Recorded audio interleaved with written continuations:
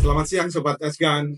Kembali jumpa bersama saya Yuda di acara episode kedua podcast uh, ESG Talks, di mana tema untuk kali ini adalah apa itu Eskan, kolaborasi ESG untuk manfaat nyata.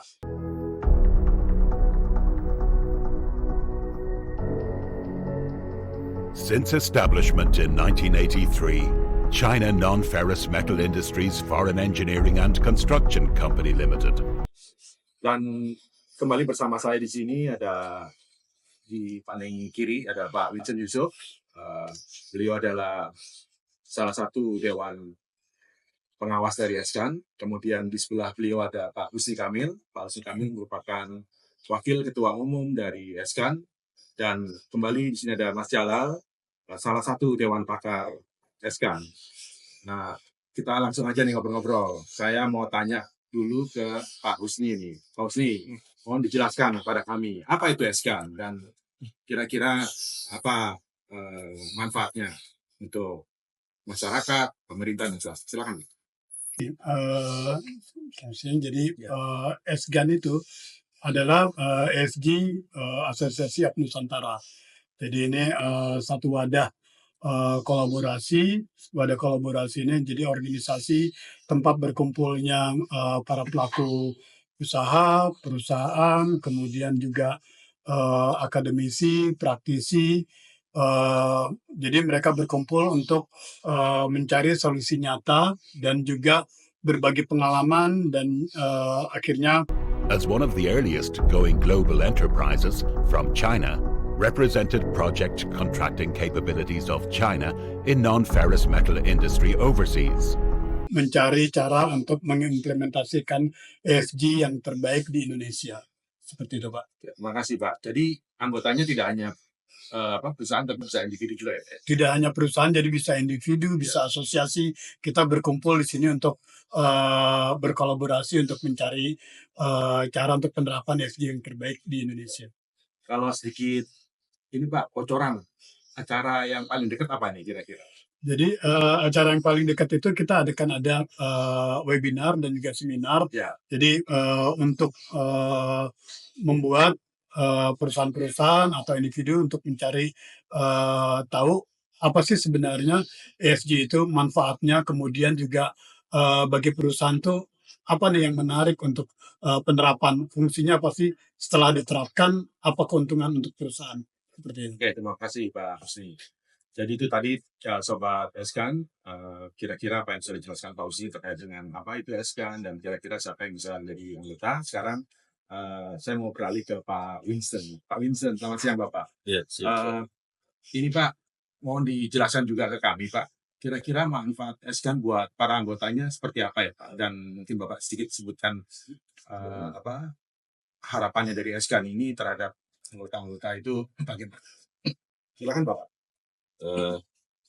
Hanya satu kata, akses. Akses. Ya. Jadi Eskan dapat memberikan akses ke jaringan profesional untuk peningkatan kapasitas, data, hingga kesempatan dalam kolaborasi proyek.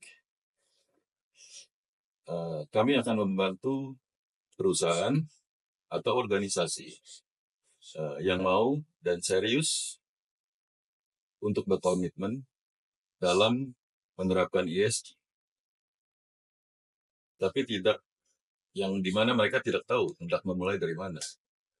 Oke Pak, terima kasih. Jadi ada 3 ya Pak ya. Yang pertama akses bagi para anggota.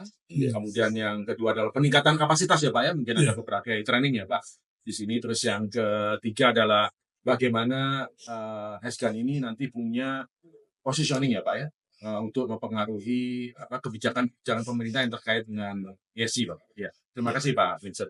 Terima kasih. Nah, ini saya mau tanya ke Mas Jalal nih, Mas. Kira-kira saya tahu Mas Jalal ini kan ada di mana-mana di berbagai organisasi. Nah, untuk Eskan kira-kira Mas Jalal ini punya harapan seperti apa yang harus dipenuhi oleh Eskan sendiri, lalu kira-kira bagaimana mencapainya, Mas? Ini agak panjang nih penjelasannya. Silakan, Mas. Oke, tadi kalau sudah dijelaskan ya, SGAN itu siapa anggotanya, apa kira-kira manfaatnya. Saya mau nambahin satu yang menurut saya penting sekali, Ya. itu ya yang bagian terakhir tadi, yaitu sebetulnya bagaimana SGAN itu bisa juga turut mempengaruhi kebijakan di Indonesia.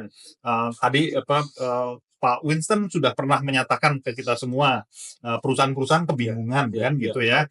Nah, supaya tidak bingung, maka ada banyak yang perlu diperbaiki sebetulnya di dalam kebijakan dan regulasi di Indonesia. Maka saya punya harapan SGAN itu juga sungguh-sungguh bisa membantu perusahaan lewat advokasi kebijakan. After years of development, we have established business in more than 50 countries and regions. NFC has now become a reliable brand in the international non-ferrous metal industry. Nah, tetapi kalau mau benar-benar melakukan advokasi kebijakan, kan tidak bisa SGAN itu tidak menerapkan atau sungguh-sungguh menerapkan prinsip ESG sendiri. Integritas itu perlu ditegakkan, prinsip-prinsip yang lain kayak gitu, termasuk keberlanjutan lingkungan, sosial, kemudian menegakkan seluruh tata kelola gitu. Hanya kalau kita bersungguh-sungguh menegakkan itu, maka kita pantas berbicara mewakili perusahaan-perusahaan dan anggota SGAN yang lain itu di dalam advokasi kebijakan. Jadi saya berharap SGAN juga tegas, tidak mau bantuin greenwashing gitu misalnya gitu ya. Karena greenwashing ini penyakit berat sekali kalau di dalam ESG. Banyak yang kalau sudah tertangkap basah melakukan greenwashing ya nggak akan bisa dipercaya gitu. Nah jadi SGAN saya kira perlu benar-benar memastikan dirinya itu tidak jadi platform greenwashing, melainkan platform komunikasi keberlanjutan yang sesungguhnya. Oke, terima kasih Mas Jalal. Penjelasan sangat komprehensif. Nah ini terakhir ya, saya ingin tahu dari Mas Jalal. Kira-kira tolong dong kasih ke audiens slogan buat SGAN apa ini? Masing-masing nanti ya. Slogan ya, kayak gitu. Hidup SGAN. Ini pertanyaan jebakan yang menurut saya gitu agak susah buat saya langsung menjawabnya. Tapi yang saya inginkan tadi, SGAN itu benar-benar mendorong ESG di Indonesia terwujud dengan nyata dan punya benar-benar manfaat keberlanjutan buat Indonesia. Sip, mantap nih Mas. Pak Rusdi, apa satu aja? Kalau Tiga saya katanya jadi, boleh dong. ya, SGAN adalah tempat terbaik untuk belajar, untuk berkolaborasi, untuk mencari cara agar bisa mengimplementasikan ESG secara baik dan benar di Indonesia. Luar biasa. Pak Vincent? Mungkin dari saya, ya seperti yang mungkin Pak Jalal dan Pak Husni sampaikan, jadi ya mungkin saya mau menyampaikan bahwa untuk setiap perusahaan yang ingin menerapkan ESG dengan benar dan baik, dapat datang kepada kita bersama-sama untuk kita bantu. Kita berikan informasi, pelatihan, dan segalanya yang diperlukan.